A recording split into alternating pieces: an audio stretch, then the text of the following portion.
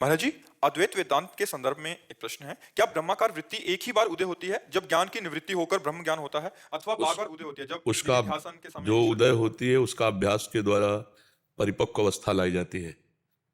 जैसे आपने जो वस्तु जानी, दो पद्धतियां होती हैं ब्रह्म ज्ञान प्राप्त करने की, अन्वय और व्यतिरेक।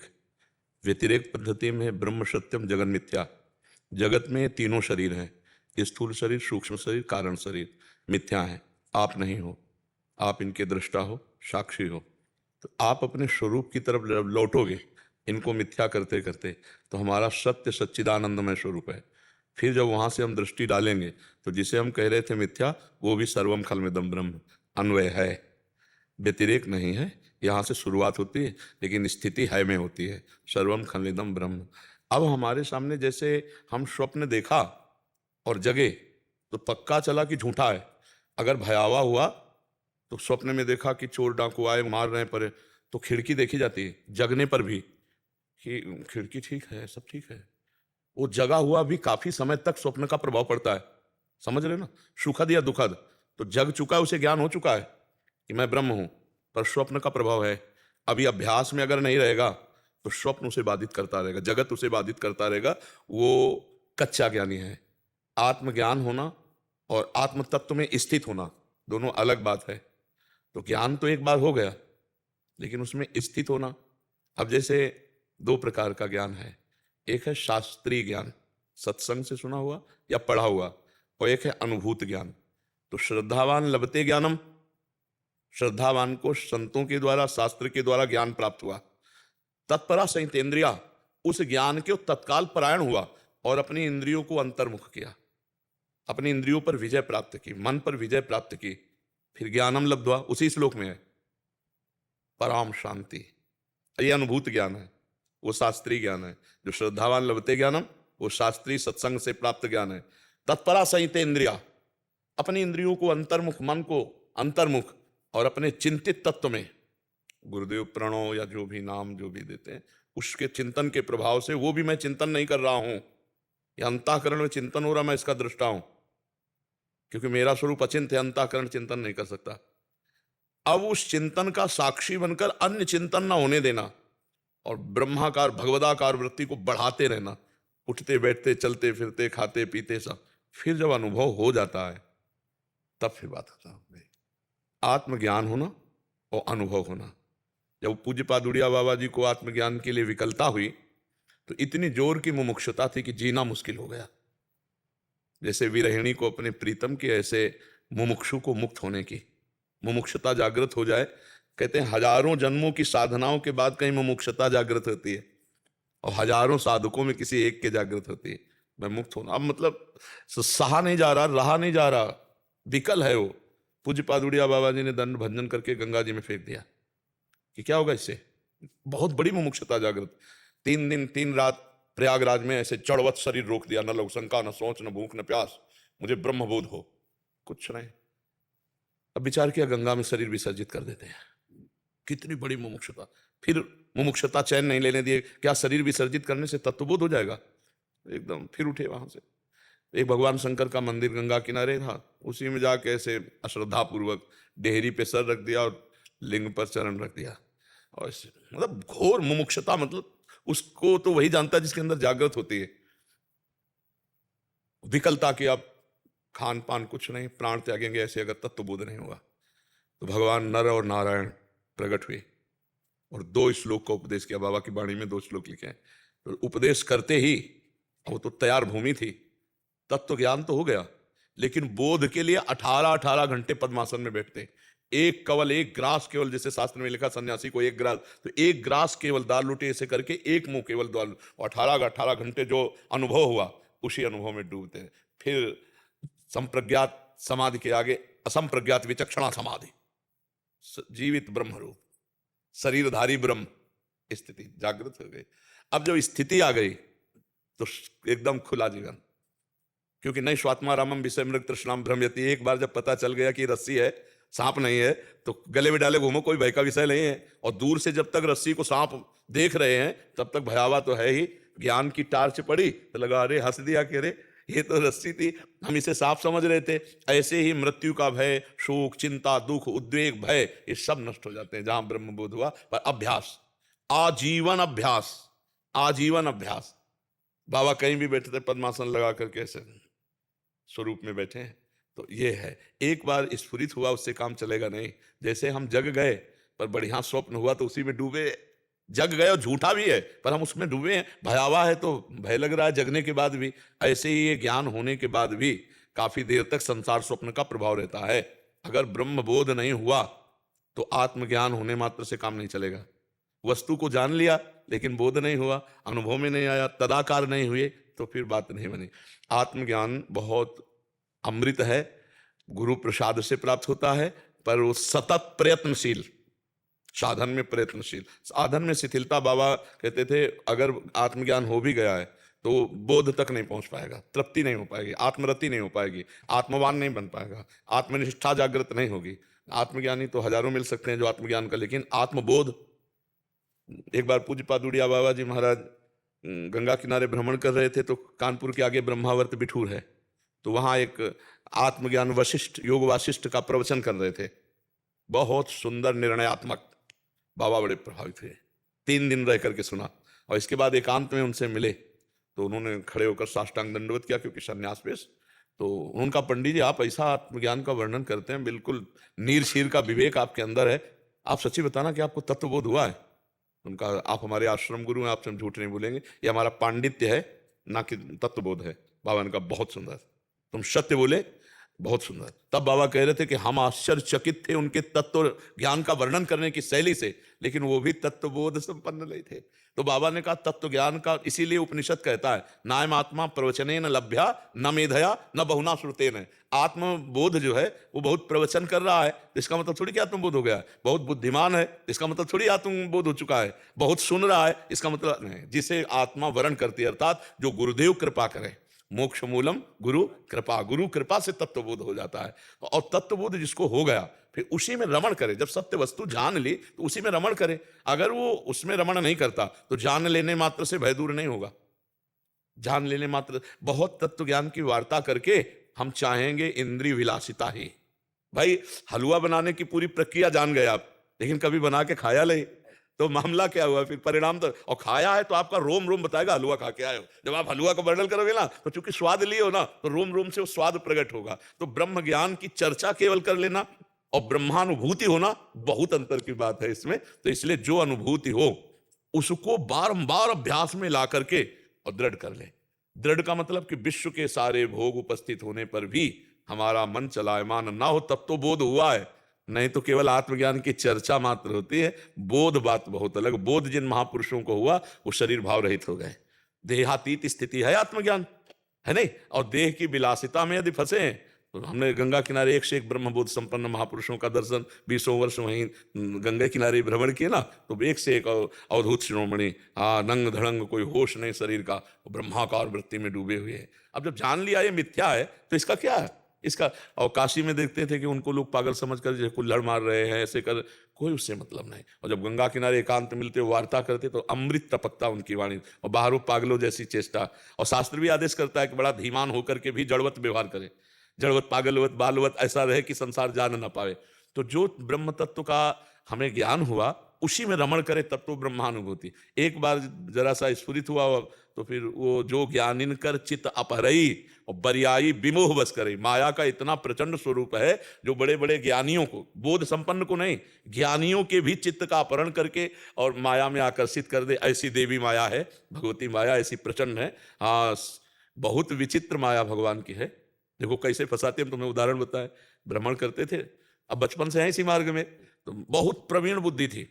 हर घटना को, हर बात को घुस करके दिमाग में और उस पर बैठना और चिंतन करना, ऐसा कैसे हो गया, ऐसा कैसे। एक महात्मा दिन में नहर में दिगंबर रहते थे, तो नहर में घुसकर, इतना गंगा नहर में, और भजन करते थे।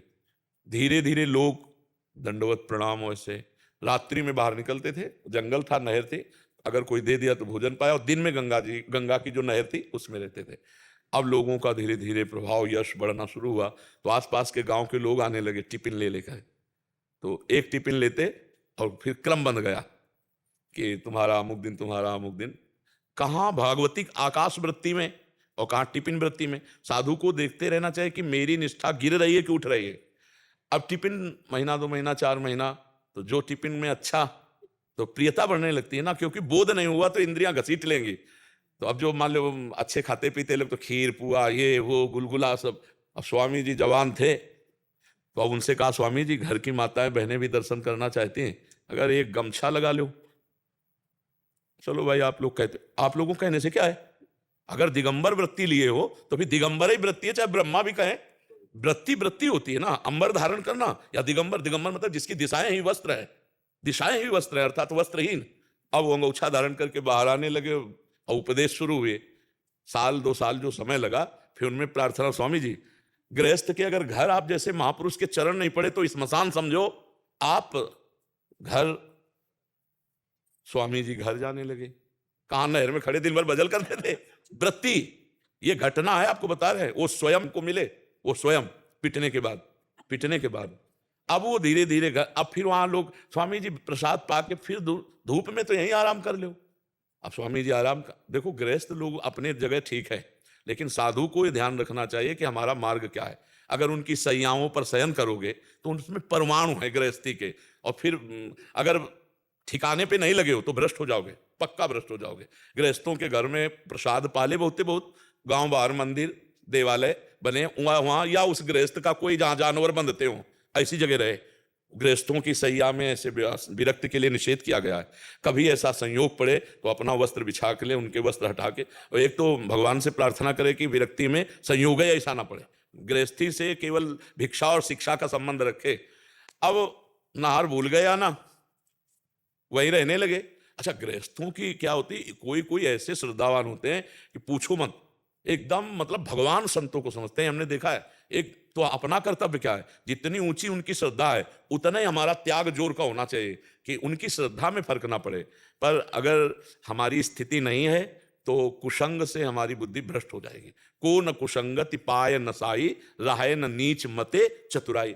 अब वहीं रहने लगे 10-10 दिन। अब घर में सुबह दोपहर शाम भोजन, फिर उपदेश और बातचीत, हंसना। तो जो प्रधान उनमें गांव के थे वो बहुत श्रद्धा करते थे। तो गांव में रामलीला थी, तो रामलीला में सब लोग एकत्रित होते हैं। स्वामी जी वहीं थे और वो उन्हीं के घर में टिके थे। नई बहू थी, तो स्वामी जी का हंसी खेल बातचीत से नई बहू का भाव। अब केवल बहू और स्वामी जी दरवाजे पर तखत, और जब स्वामी जी ने देखा तो उनका भाव पहले से जैसा भी हो वो। अब जो घर का मालिक था उसके दिमाग में गलत भावना से नहीं, इस भावना से लगा कि एक बार मुझे राउंड मारा आना चाहिए, क्योंकि पूरा गांव रामलीला में है। वो जब गए तो तखत खाली, तो उन्होंने कहा, स्वामी जी चले गए क्या? बड़ा अंदर उनको क्षोभ हुआ, लेकिन अंदर आवाज आ रही थी। तो उनका लड़का तो रामलीला में है, बहू से कौन बात कर रहा है? तो दरवाजा खटखटाया पर खुला नहीं। तो माइक से जाके रामलीला में कहते, भैया हमारे घर में बदमाश आ गए। वो प्रवीण बुद्धि के थे, उनका बदमाश आ गए। अब सैकड़ों आदमी टूट पड़ा। अब दरवाजा जब खुलवाया गया तो स्वामी जी और बहू इतने जूता चले होंगे कि अब वही जानते होंगे, जितनी श्रद्धा, बहुत बच के रहे, लेकिन टिफिन के साथ और कुछ भी आएगा। फिर वो भागे, बचाए लोग उनको। ब्रह्मावर्त बिठूर में वो मिलके अपनी कहानी बताए थे, क्योंकि हम नई अवस्था के थे तब, 22, 23, 24 की। तब वो हमारे लिए बताए थे कि भाई बच के चलना, क्योंकि ये मार्ग ऐसा है। तो क्या उनको तत्व ज्ञान नहीं था कि आत्मज्ञान? अरे जो शरीर का इतना राग त्याग कर खड़े, पर बोध नहीं था, तो माया ने गिरा दिया। इसी 3 खाई हैं, कंचन, कामिनी, कीर्ति। कंचन से बचा तो कामिनी, कामिनी से बचा तो नाम, कीर्ति, यश। अगर इसमें लिप्त हो गया तो भी बोध रहेगा। ऐसे थोड़ी कि तुम साधन करो बोध हो गया। परीक्षाएं भी हैं, विघ्न भी हैं। अगर गुरुजनों का कृपा प्रसाद प्राप्त है, आप शास्त्र की आज्ञा के अनुसार चलोगे तो कोई तुम्हें भ्रष्ट नहीं कर सकता। जब हम गुरु और शास्त्र की आज्ञा का उल्लंघन करते हैं तब हम भ्रष्ट हो जाते हैं, अन्यथा माया ऐसे अटैक नहीं करती। शास्त्र आज्ञा का उल्लंघन किया तो आप ही मारे जाओगे। तो अब जो तत्व ज्ञान का स्फुरण हो, उसका अभ्यास, वैराग्य पुष्ट, दृढ़ वैराग्य, नहीं तो फिर ज्ञान वो केवल बकवास रह जाता है। बकवास का मतलब वाणी का विषय, और वाणी का विषय ज्ञान नहीं है। वो मन वाणी से अगोचर तत्व है। वो स्वयं से स्वयं को जाना जाता है, वो बुद्धि से नहीं जाना जाता। बुद्धि से जो जानने का विषय आता है वो सब प्रकृति होती है, परमात्मा नहीं आता है। समझ पाया? अब चूंकि प्रसंग ऐसा था कि उसको इतने विस्तार से समझाने के लिए कि क्या मान लो केवल ऐसा कि मैं ब्रह्म हूं तो इतने से काम नहीं चलेगा, माया पहले देखेगी तुम्हें ठोक बजा के कि तुम कितने ब्रह्म हो, क्योंकि ब्रह्म निष्काम पूर्ण कामाप्त काम। अब आपके अंदर कोई कामना नहीं आनी चाहिए, हर विषय का संयोग होने पर भी, यहां तक कि खाते हुए, पीते हुए, चलते हुए, भोगते हुए भी आपने नहीं खाया, नहीं पिया, नहीं देखा, नहीं भोगा। ये स्थिति ब्रह्मबोध की होती है। तो फिर चाहे चंदन लगाया जाए माथे पे, चाहे जूता चलाया जाए, दोनों में समान स्थिति होती है ज्ञानी की, इसी शरीर पर वर्ताव होने पर। तो है बहुत ऊंची स्थिति, तो उसी का इसलिए भूमिका से बताया कि हाँ ना में तो बात नहीं बनेगी, उसको समझो कि कैसा अभ्यास होना चाहिए। अगर अभ्यास चूका तो ऐसे ऐसे ज्ञानियों को भी मुंह की खवा दिया। माया बहुत विचित्र है, केवल ज्ञान से काम नहीं चलेगा। इसीलिए सनकादि हर समय जपते रहते, हरि शरणम हरि शरणम हरि शरणम हरि वो ही बचाते। अले हाँ बका, तुम्हारा ज्ञान जो है 1 मिनट में माया अपनी चकाचौंध में भुलवा दे। लेकिन जिनको बोध हो चुका है, खत्म हो, जैसे भुने हुए चने पे दोबारा, हाँ चाहे जितना खाद पानी लगाओ अंकुरण नहीं होगा, ऐसे तत्व ज्ञानी के हृदय में विषय स्फुरणा नहीं हो सकता। जैसे लोग कहते हैं हमारे पास समय नहीं, हम कह रहे हैं 24 घंटे में 18 घंटे आप काम करो, इससे ज्यादा तो नहीं कर पाओगे ना। 18 घंटे कोई काम नहीं कर सकता, हमें लगता है। क्यों? कोई भी नहीं काम कर सकता। 12 घंटे बहुत समझ लो, पर चलो 2 विभाग कर लो, 24 घंटे होते हैं। 12 घंटे पढ़ाई लिखाई काम काज जो आप कर रहे हो, 6 घंटे सोने के समझ लीजिए, तो कितने बचे? 6 घंटे, इसमें 2 घंटे ले लो खान पान विभाग सब, फिर कितने बचे? 4 घंटे में अगर जो मनोरंजन इधर उधर समय बर्बाद करते हो, वो अगर शास्त्र स्वाध्याय और नाम जप में लगा दो तो बहुत बड़ी उन्नति हो जाए। 24 घंटे में 20 घंटे आपके, 4 घंटे अध्यात्म में दे दो, शास्त्रों का स्वाध्याय, नाम जप, धर्म के कार्य करना, मंदिर जाना, जो भी जैसा 4 घंटे भक्ति कर ले, बहुत ज्यादा। चलो सब छोड़ो, 24 घंटे में 24 मिनट दे दो। 24 मिनट केवल एकाग्र होकर के, चाहे वो शास्त्र स्वाध्याय में, नाम जप में दो, तो फिर आप देखो आपकी दिनचर्या में प्रकाश आने लगेगा, आपकी बुद्धि प्रकाशित होने लगेगी। तो जैसे थोड़ा शास्त्र स्वाध्याय करो, तब वार्ता करने में आनंद आवे ना। अब हम बंबई की वार्ता करें, हमको एक गली का भी पता नहीं, तो फिर परेशानी हो जाएगी ना बताने वाले को कि आप अमुक जगह गए, बोले नहीं, अमुक जगह बोले नहीं, तो हम फिर आपको बताएं तो कैसे बताएं। तो हम जिस विषय को जानना चाहें पहले उस विषय में घुसें और उसके कुछ पॉइंट तो जाने, फिर अंदर की बात हम किसी से पूछ सकते हैं। संत महात्मा से जब चर्चा करेंगे तो हमको आनंद आने लगेगा, क्योंकि हम पढ़े हैं, हम उस बात को समझना चाहते हैं अभी तो परमार्थ से। ठीक है, तो कोई ना कोई ग्रंथ आप पढ़िए, तो हम एक ग्रंथ का नाम लें, आप उसे पढ़ के पूरा फिर हमें बताओ। साधक संजीवनी गीता पृष्ठ से आती है और पूज्य श्री स्वामी राम सुखदास जी की लिखी हुई है, इतनी मोटी है। तो एक भी श्लोक गीता का अर्थ सहित पढ़ो, उसको धीरे धीरे एक बार पढ़ जाओ, तो आप देखोगे एक बार पढ़ने में आपकी बुद्धि कितनी पवित्र हो गई। फिर जब चर्चा करोगे तो आनंद आने लगेगा आपका। ठीक है, आप जरूर लाना बच्चा, क्योंकि नए बच्चे हो ना, और अगर थोड़ा धर्म में चलोगे तो आगे चलकर धर्मात्मा पुरुष बन सकते हो। कि अगर ये ठान लेना तो हमारे भारत को सुधरने में देर न लगे, ये नशा न करें, ये बेविचार न करें, ये धर्मपूर्वक चलने लगे, तो ये चलेंगे तो इनके 4 दोस्त इनका अनुकरण करने लगे, तो फिर 5 का 10 अनुकरण करने, ऐसे बन जाएगा। हजारों बच्चे हैं जिन्होंने गंदी आदतें छोड़ दी सत्संग सुन के, हजारों लोग हैं ऐसे जो यहीं आके बोले कि हम सब नशा छोड़ दिए, गंदी बातें छोड़ दी, अच्छे से चल रहे हैं। तो आप तो अच्छे है ही हो, कोई नशा तो करते नहीं, क्योंकि चेहरा बता रहा है आपका। तो आप शास्त्र स्वाध्याय करने लगो तो आपको अध्यात्म का ज्ञान होने लगेगा। ठीक है।